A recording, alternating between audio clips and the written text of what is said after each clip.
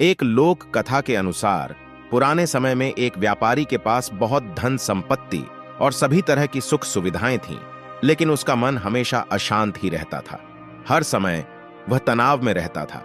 व्यापार के लिए एक गांव से दूसरे गांव यात्रा करता था।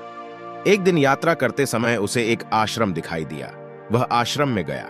वहां एक संत अकेले रहते थे। व्यापारी ने संत को प्रणाम किया और अपनी परेशानियां बताईं। संत ने कहा कि तुम्हें शांति चाहिए तो तुम कुछ देर यहां बैठकर ध्यान करो।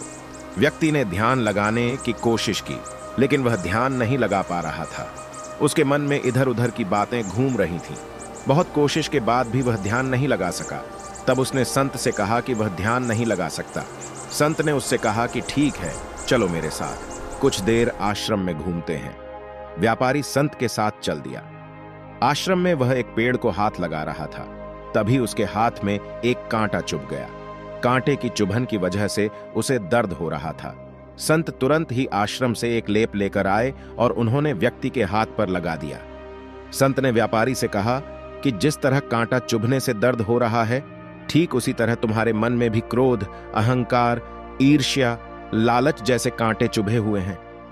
जब तक इन कांटों को निकालेगे नहीं, तुम्हें शांति नहीं मिल पाएगी। व्यापारी को संत की बात समझ आ गई और वह उनका शिष्य बन गया।